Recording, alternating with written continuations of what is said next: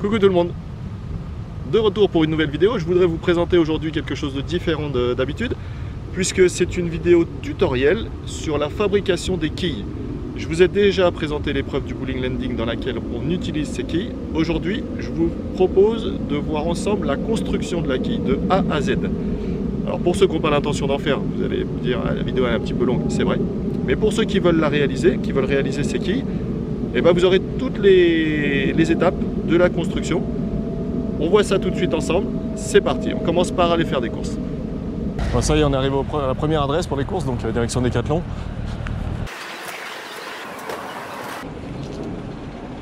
Ok, donc voilà le modèle.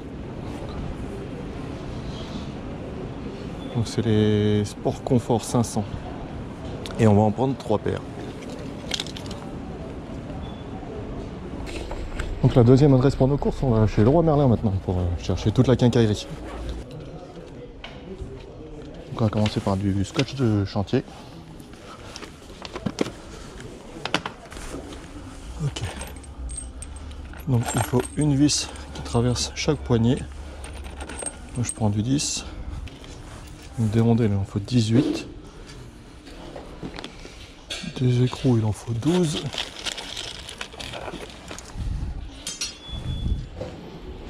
Donc des manchons, il en faut 6 aussi. Ensuite, 2 tiges filetées d'1 mètre. Elles seront coupées en 3, ça fera 6 morceaux de 30 cm. Ensuite, j'ai besoin d'un tube. Ça, c'est un tube qui sert pour le passage des fils électriques. Et le diamètre extérieur, c'est 20 mm. Et c'est ce qui se rapproche le plus du diamètre intérieur des poignées de vélo. Bon, ça, il n'y a pas l'étiquette, mais on peut voir que c'est de la mousse isolante pour les tuyaux. Et il en faut 3, ça fera 6 morceaux de 50 cm. C'est exactement ce qu'on a besoin. Bon voilà, les courses sont terminées. Maintenant, j'ai la chance d'être accueilli par l'atelier de Air Ultra pour le montage. Donc je vais vous montrer le détail de ce que j'ai acheté. On le verra un peu mieux qu'en boutique. Donc on commence par les poignées de vélo qui ont été achetées chez Decathlon, je vous le rappelle. Il y en a 6, hein, c'est vendu par paire, donc j'ai pas le choix. En compète, il n'y a que 5 quilles, mais ben, aujourd'hui on en fera 6. Ensuite, il y a toute la visserie qui a été achetée en vrac. Il y a un rouleau de scotch. On a 2 tiges filetées de 10 mm. Ça, c'est une gaine pour passer du câble électrique. Vous allez voir plus tard à quoi ça sert. Et ici, on a les 3... je sais pas ce que c'est des protections de tuyaux pour isoler les tuyaux en hiver. Donc ça coûte rien, c'est 70 centimes pièce. Et c'est tout ce qu'on a besoin aujourd'hui. On attaque le montage en détail pour voir à quoi toutes ces pièces servent.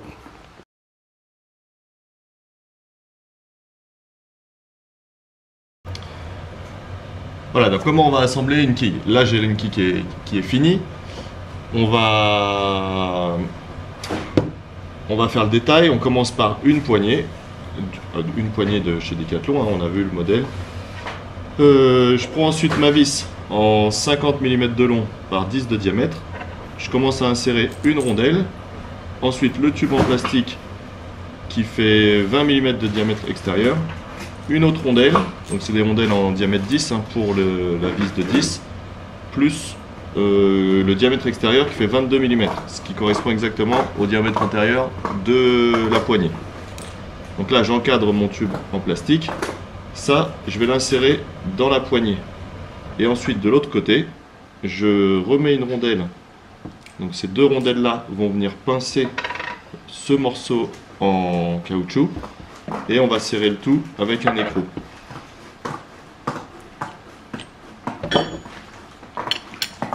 Donc, avec une clé à pipe de 17 mm, je rentre ma vis, mon tube et tout l'ensemble. Je remets bien ma rondelle de protection ici et je vais venir serrer mon écrou. Donc ça c'est un écrou qu'on serre pas trop fort parce qu'on risque de détériorer le bout de la poignée. Donc ça suffit.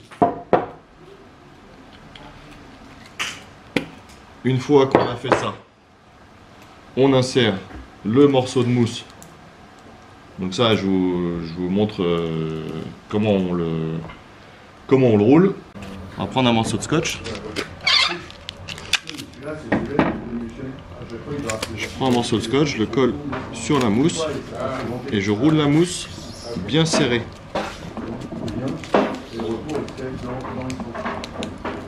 Voilà, ça c'est bien serré. C'est juste un morceau de mousse de ces tubes-là hein, que j'ai récupéré. Et ça sert à rigidifier la poignée. Là, il y a trop de souplesse. Donc, par contre, je lubrifie un peu l'intérieur de la poignée parce que sinon ça rentre pas. Et là, je rentre mon morceau de mousse à l'intérieur. Et ensuite, ce morceau de tube, il va avoir deux fonctions. La première, c'est pour empêcher la mousse de ressortir. Parce que si là, je mets directement ma mousse ici, il n'y a rien qui empêche la mousse qui est à l'intérieur de la poignée de ressortir. Donc ce morceau de tube, il va avoir cette fonction. Et il va avoir aussi une autre fonction, c'est de permettre de garder cette partie de la poignée bien rigide. Et quand on va serrer le scotch autour, on est sûr que ça n'écrase pas la poignée. Voilà. Par contre, avant d'insérer ce morceau de tube en plastique, il faut le boucher. Sinon la mousse qui est à l'intérieur, elle va passer à travers le tube. Donc pour ça, on prend un petit morceau de scotch. Voilà, j'ai été généreux. On coupe, on pose le tube dessus.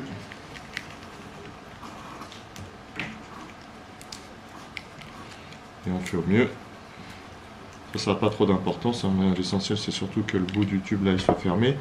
Tout ça, ça va être en contrainte à l'intérieur de la poignée, ça ne bougera plus. Donc là voilà, j'ai mon morceau de tube à l'intérieur. Donc maintenant, qu'est-ce qu'il reste à faire? Il reste à mettre le bout de mousse que je vais ouvrir sur l'extrémité, sinon ça ne rentre pas.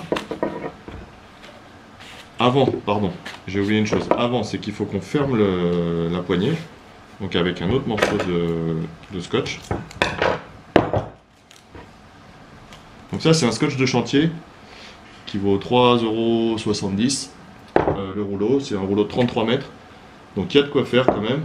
C'est un scotch qui est hyper résistant et qui est relativement souple. Alors maintenant j'ai bouché le bout de la poignée avec un morceau de scotch. Il faut que je consolide parce que là le scotch sur la poignée ça accroche pas très bien. Donc maintenant il faut, et je vous rappelle qu'il y a un morceau de tube en plastique à l'intérieur, et là il prend tout son sens puisque je vais pouvoir bien mettre le scotch en tension autour de cette partie là sans avoir peur d'écraser la poignée.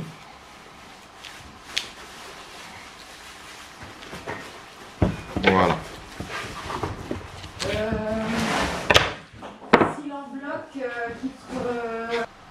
Là, j'ai bien consolidé le bout de ma poignée. Là, pour la partie poignée, c'est terminé.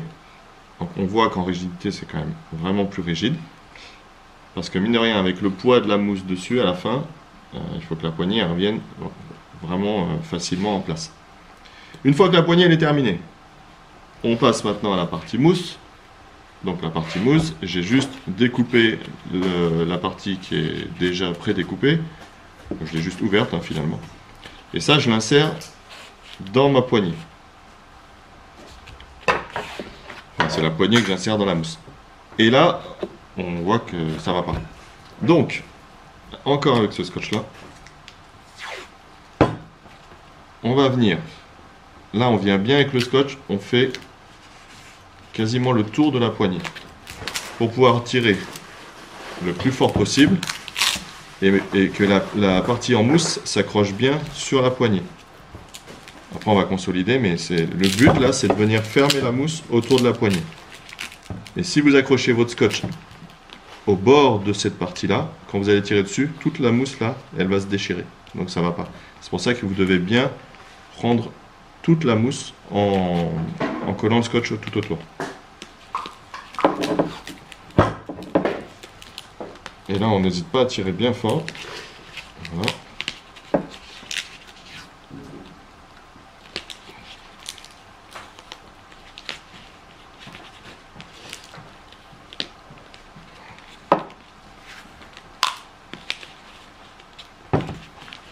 Ok. Donc là, déjà, là ça tient pas encore suffisamment parce que j'ai pas ramené le scotch sur la poignée. Là j'ai juste serré la mousse. Donc maintenant avec le scotch, on vient en débordement sur la poignée.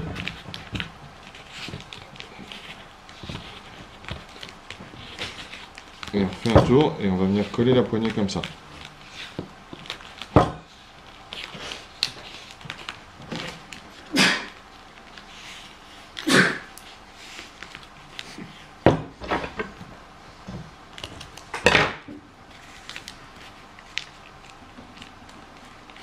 Donc là, j'ai du scotch qui déborde sur la poignée, sauf qu'il est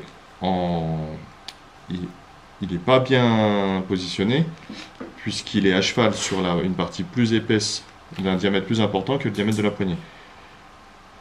Donc, il va falloir remettre du scotch uniquement sur cette partie-là, et pas trop large, parce qu'il ne faut pas qu'on gêne la flexibilité. Donc, on va découper.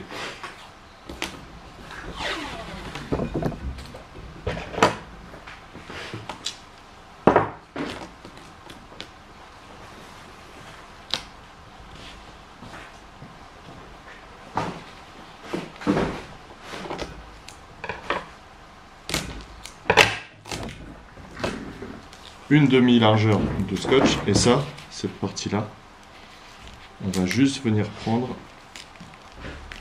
la partie qui est sur la poignée en caoutchouc. Donc là, on n'hésite pas à bien le tendre pour le premier tour. Et le deuxième tour, on ne le tend plus du tout. Il faut qu'il soit sans contrainte, le scotch, parce qu'avec le temps, il faut bien savoir que le scotch va avoir qu'une envie, c'est de reprendre sa taille initiale. Donc ça va se décoller et ça ne va pas tenir. Et vous voyez, à la fin, le scotch, je le ramène sur la partie haute, parce que là, je vais remettre un tour de scotch qui va bloquer cette partie de scotch là. Du coup, je suis sûr que ça va jamais se desserrer. Ça va jamais se décoller. Et cette partie-là, c'est pareil, je la positionne sans trop de contraintes. Comme c'est un scotch qui est élastique, aujourd'hui on va lui mettre de la contrainte, et avec le temps il va se décoller, et il va reprendre sa taille initiale. Donc votre quille, il y aura tout le boulot à refaire.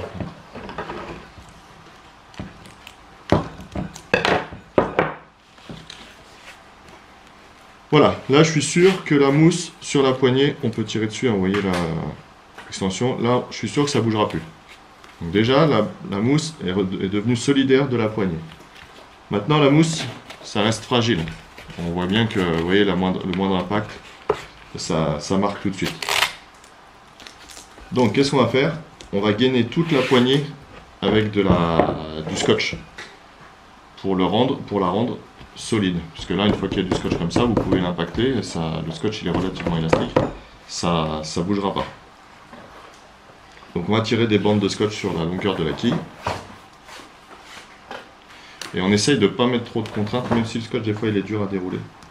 On essaye de ne pas mettre trop de contraintes, parce que si on met trop de contraintes sur le scotch, quand il va reprendre sa position initiale, il va tirer la quille, et la quille elle va se retrouver toute courbée comme ça. Donc vous n'allez plus avoir des quilles droites à mettre sur votre terrain. Donc c'est pas bon.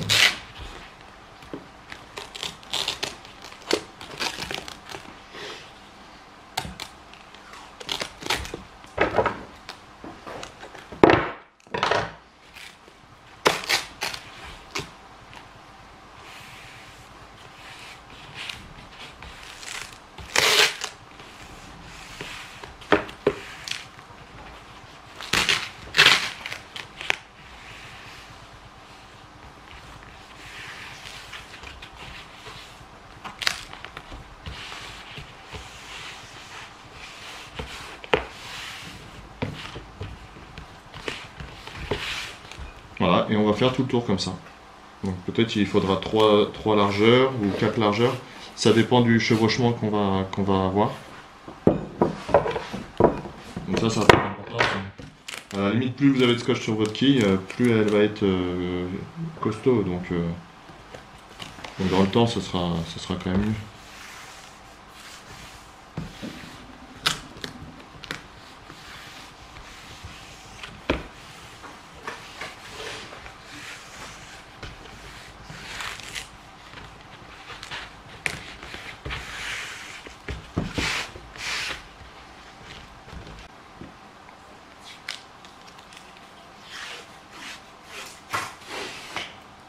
Donc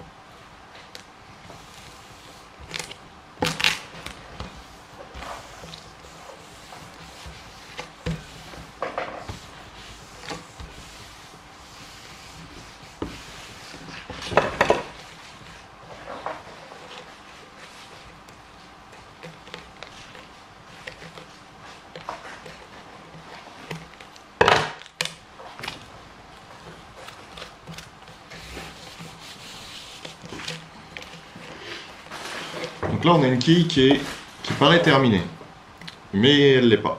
Parce que là, en mettant une seule couche de scotch sur toute la longueur de la quille, il reste des points relativement fragiles. La quille, là, quand elle va se tordre, si au niveau de la poignée, la rigidité elle est trop importante, et ben, c'est la mousse qui va... c'est la mousse qui va plier à cet endroit-là et elle va se casser en haut. Donc on va faire deux renforts au niveau haut de la quille et à sa base. Donc toujours pareil, sauf que là ils mettent le scotch dans la longueur, on va le remettre. On va faire 2 ou 3 tours. Donc pareil là, le but c'est pas de faire de contrainte, hein, c'est juste du renfort. Donc on se contente de tourner autour de la quille. Voilà. Et on fait la même chose au niveau du haut de la quille. C'est la mousse là, elle n'est pas très épaisse et ça casse.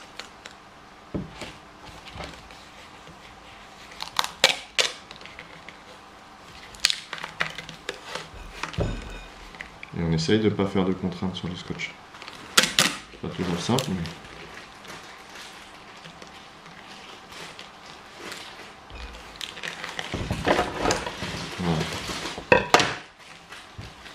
S'il y a du scotch qui dépasse là-haut, et ben on découpe, on rade la mousse.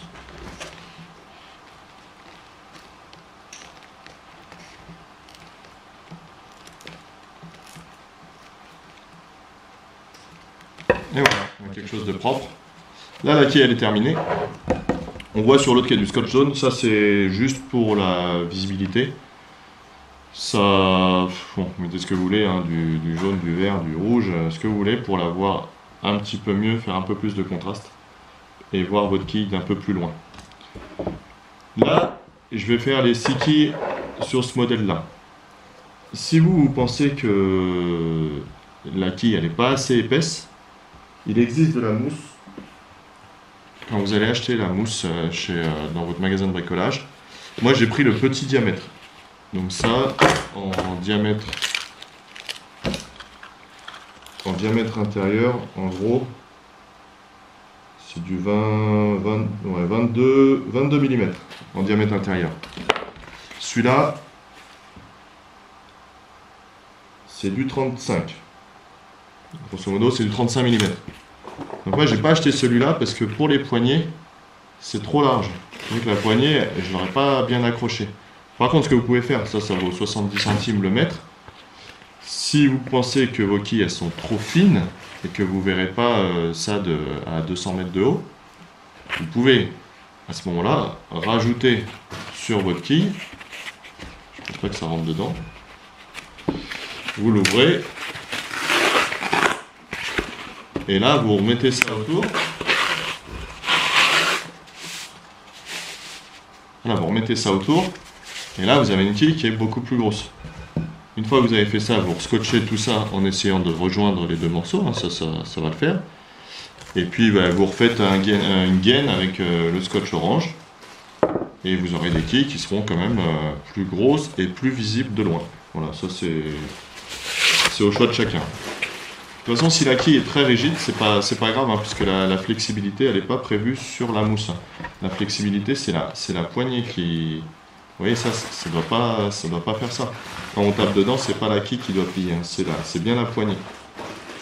Donc l'avantage du scotch orange, c'est que si, à force d'utiliser vos quilles, vous voyez ce genre de truc, et ben c'est pas grave, vous reprenez votre scotch et vous faites un renfort, tout simplement.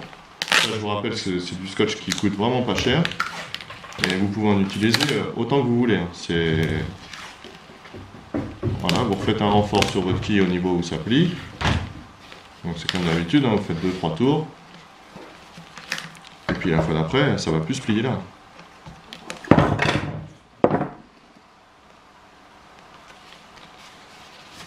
Voilà, la quille, elle va plus, ça pliera plus. Voilà, je suis parti pour en faire 6 comme ça.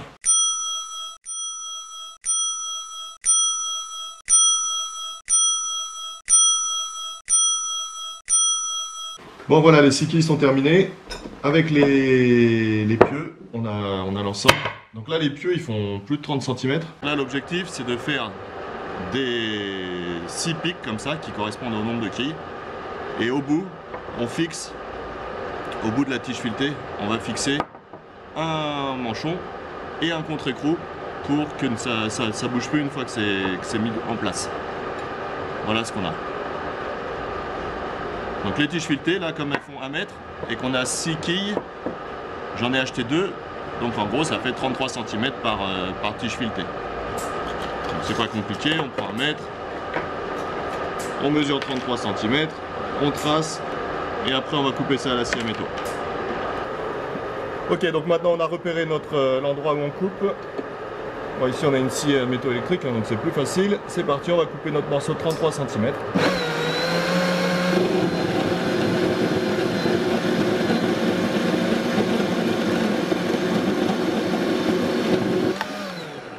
Voilà, il y en a 6 à faire comme ça. Hein. Donc maintenant qu'on a coupé la tige, l'objectif c'est de pouvoir visser quelque chose dessus. Donc on va nettoyer ça au papier de verre.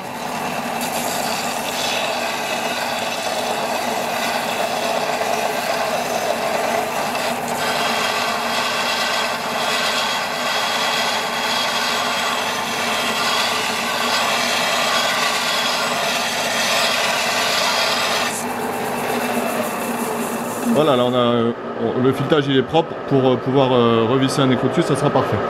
Donc là l'objectif avec le tour c'est d'obtenir une pointe qui soit propre pour pouvoir planter facilement dans le sol, même quand le sol est dur.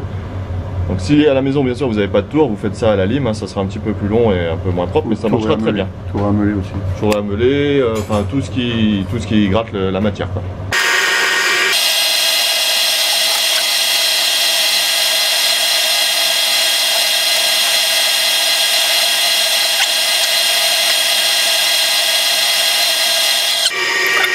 Donc ça c'est bien pour l'hiver.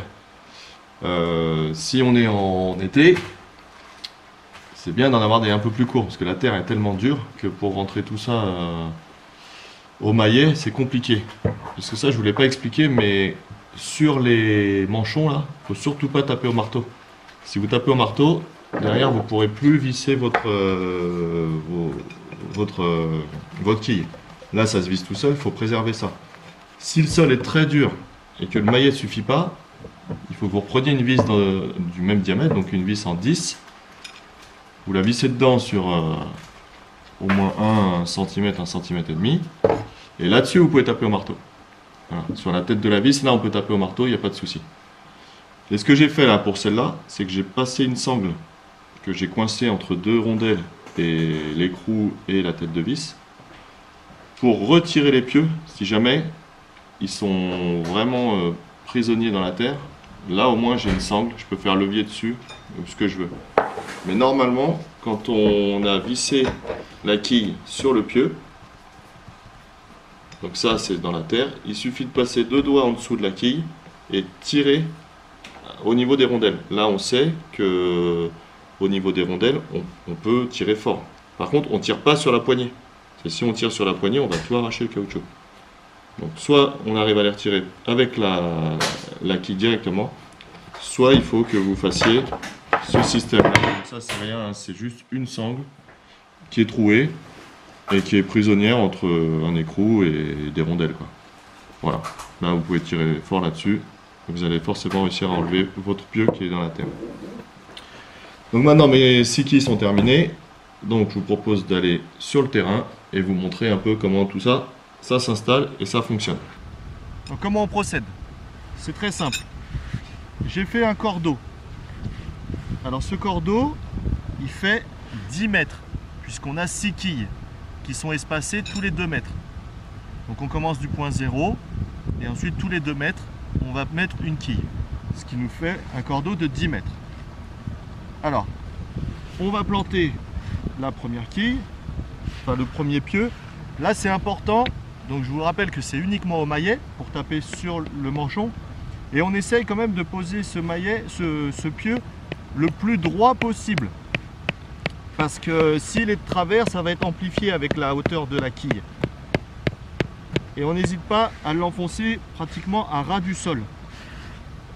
Voilà, comme ça, en cas de... si on tombe, au moment de la précision d'atterrissage, il n'y a rien qui dépasse, il n'y a rien qui gêne. Vous savez ce qu'il y a là dans les quilles, il n'y a rien de dangereux. Tout est en mousse, c'est du plastique, et il y a juste le petit bout de vis là qui est au ras de la poignée, et donc qui est au ras du sol. Une fois que la première quille elle est vissée, vrai, même si on tombe dessus, c'est pas dangereux. Donc une fois qu'on a mis la première quille, et ben on va mettre la dernière. Et après, on viendra s'installer tout au long du cordeau. Voilà. Et on n'oublie pas de se mettre dans le sens du vent, hein. C'est quand même plus facile.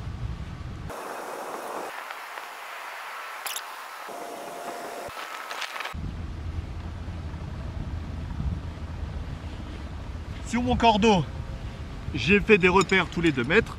J'ai plus qu'à planter mes pieux donc sur chaque repère, au niveau de chaque repère.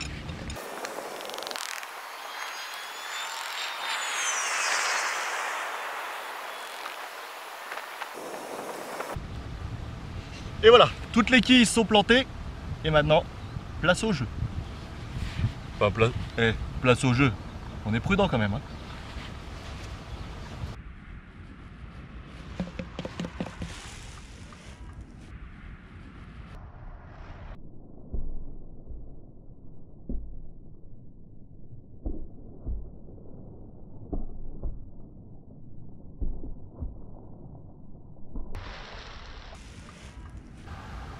Bon, ça y est, l'entraînement, le jeu est terminé.